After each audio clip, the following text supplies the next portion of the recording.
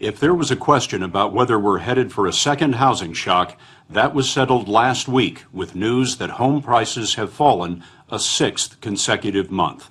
Values are down nearly to the levels of the Great Recession. One thing weighing on the economy is the huge number of foreclosed houses. Many are stuck on the market for a reason that you wouldn't expect. Banks can't find the ownership documents. It's bizarre, but it turns out that Wall Street cut corners when it created those mortgage-backed investments that triggered the financial collapse. Now that banks want to evict people, they're unwinding these exotic investments to find that often the legal documents behind the mortgages aren't there.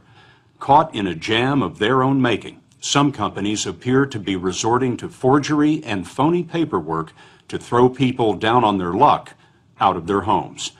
In the 1930s, we had bread lines. Venture out before dawn in America today, and you'll find mortgage lines. The story will continue in a moment. These folks on the street aren't homeless. They slept on the sidewalk because they want to keep their homes.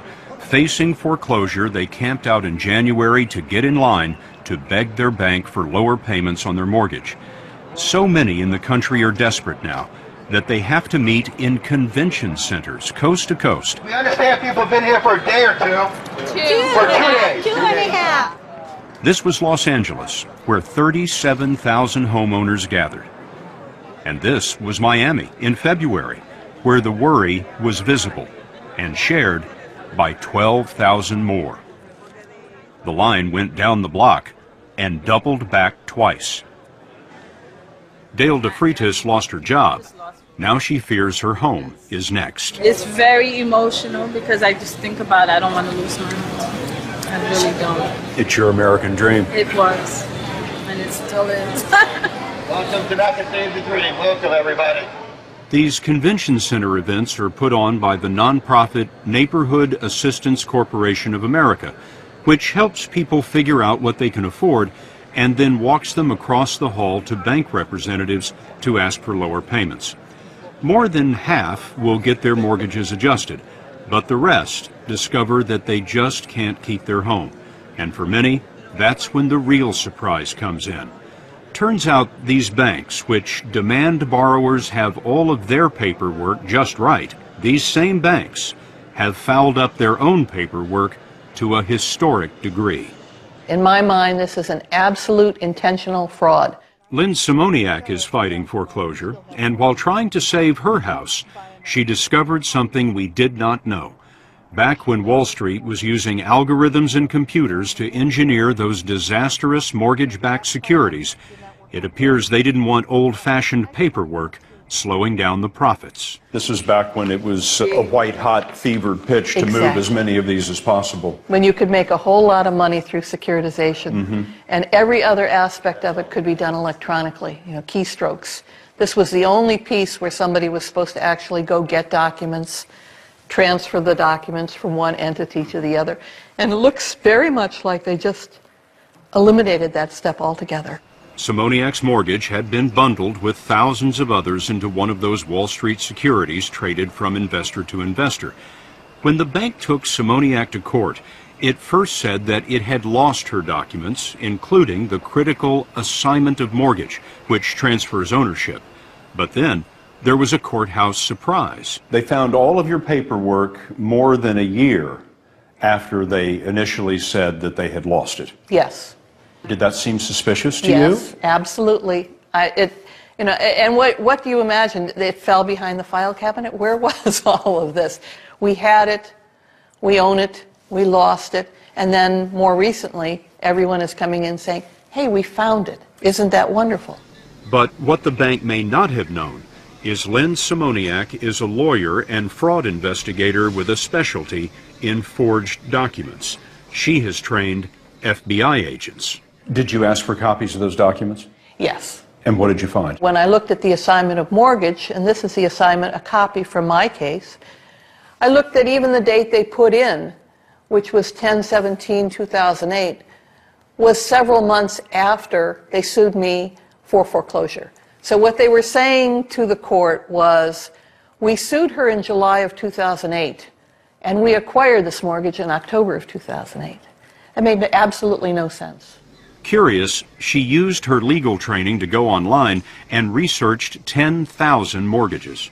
Then I began to find the strange signatures. One of the strangest signatures belonged to the bank vice president who'd signed Simoniak's newly discovered mortgage documents. The name is Linda Green, but on thousands of other mortgages, the style of Green's signature changed a lot, and even more remarkable, Simoniak found that Linda Green was vice president of 20 banks, all at the same time. All within the same week. I mean, this is a very, very active person. And you can Where did all those documents come from? We went searching for the Linda Green, and we found her in rural Georgia. She told us she's never been a bank vice president. In 2003, she was a shipping clerk for auto parts when her grandson told her about a job at a company called Docs, D-O-C-X. Docs, once housed here in Alpharetta, Georgia, was a sweatshop for forged mortgage documents. They were sitting in a room signing their name as fast as they possibly could to any kind of nonsense document that was put in front of them. Docs and companies like it were recreating missing mortgage assignments for the banks and providing the legally required signatures of bank vice presidents and notaries. Linda Green says she was named a bank vice president by Docs because her name was short and easy to spell. As demand exploded, Docs needed more Linda Greens. So you're Linda Green? Yes. Can't you tell? Chris Pendley worked at Docs at the same time and signed as Linda Green. When you came in to Docs on your first day, what did they tell you your job was going to be? That I was going to be signing documents for using someone else's name. Did you think there was something strange about that in the beginning? Yeah, it seemed a little strange, but they told us and they repeatedly told us that everything was above board and it was legal. And your previous experience in banking? None. In legal documents? None. There really were no requirements for the job. Correct. You had to be able to hold a pen. Hold a pen. But you were signing these documents as if you were an officer of the bank. Correct. How many banks were you vice president of in a given day? I would guess somewhere around 5 to 6. What were you getting paid for this? I'm embarrassed to say. $10 an hour. $10 an hour, that's not much for a guy who's vice president of 5 banks. Yeah, I was very underpaid for my status in the companies.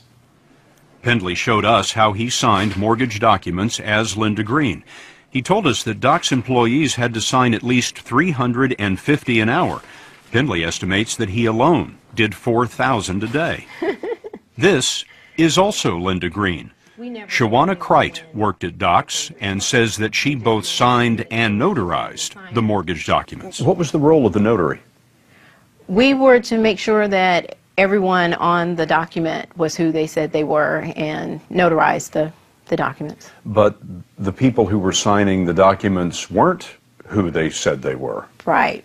So if Chris Pendley was signing for Linda Green, you'd notarize that document. Yes. And you were told that was okay. Yes. What do you know now? That it wasn't right. The real Linda Green didn't want to be interviewed, but she said that some of the bank vice presidents at Docs were high school kids. Their signatures were entered into evidence in untold thousands of foreclosure suits that sent families packing. So it was a common practice in the last few years to flood the courts with these documents. And look at some of the junk the courts were flooded with.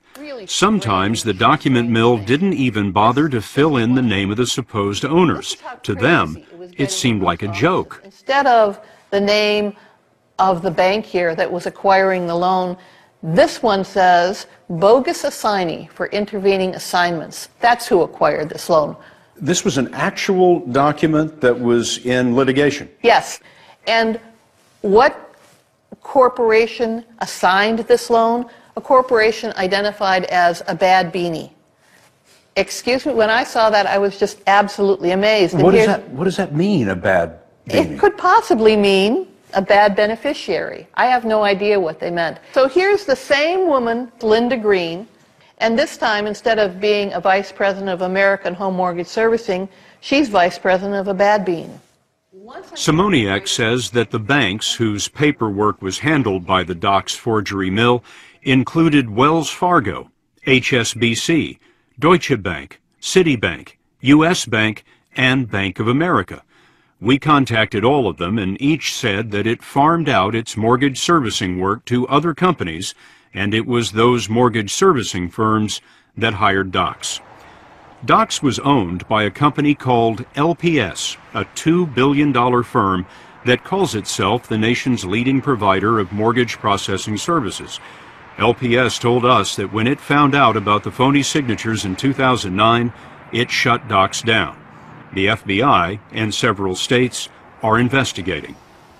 There were 1 million foreclosures last year, and there will be another 1 million this year. Those lawsuits are forcing open those bundled mortgage-backed securities that Wall Street cooked up in the mid-2000s, and they're exposing a lack of ownership documents all across the country. It's astonishing to me that this became as pervasive as a problem that it is. It got sloppy. It got very sloppy. Sheila Bair is one of the government's top banking regulators as chairman of the Federal Deposit Insurance Corporation. You just described it as pervasive. Yeah, it is pervasive. It absolutely is pervasive. And it was just a matter of cutting corners, not spending enough money, not having the quality controls. Incompetent banking back then is causing foreclosure ghettos today. Although banks say the courts have been accepting their paperwork, now that's changing as desperate homeowners countersue the banks over the document fiasco. This leaves houses unsold indefinitely, undermining the recovery. I'm very worried about if this starts getting out of hand, the kind of impact it will have. These are lawsuits by homeowners who are being foreclosed upon, saying... Yes, or are in the process or have already been foreclosed on. Saying, prove it. Yes, exactly. Prove that you own this. Exactly. How big an issue is that going to be? There are 30,000 today? I think this litigation could easily get out of control, and we would like to get ahead of it. We're already feeling like we're falling behind it. Chairman Bair thinks rotten mortgage documents are so threatening to the economy that the government should force banks to pay into a massive fund. But you think there needs to be a cleanup fund, I do. Just like you would have a good word for it, for a natural disaster? Yes, somewhat like that. Yes, this is one of human making, but yes. You don't want to give an exact dollar amount for this cleanup fund, but what are we talking about? Is it billions? It would be, yes, I would assume it would be billions, yes. Billions of dollars? Yes, absolutely. Chairman Bair's proposed cleanup fund would pay homeowners to accept a bank's ownership claim without a lawsuit. She says that this could be cheaper for the banks than trying to recreate the missing documents legitimately and not through the document mills. I think eventually the bank could prove who owned it, but it would take a lot of time and expense. You know, none of the major banks were willing to sit down with us and talk to us about this, not even the American Bankers Association. I'm sorry to hear that. Why do you think that is? They're feeling very defensive now, and so I can only assume that is the reason why they declined.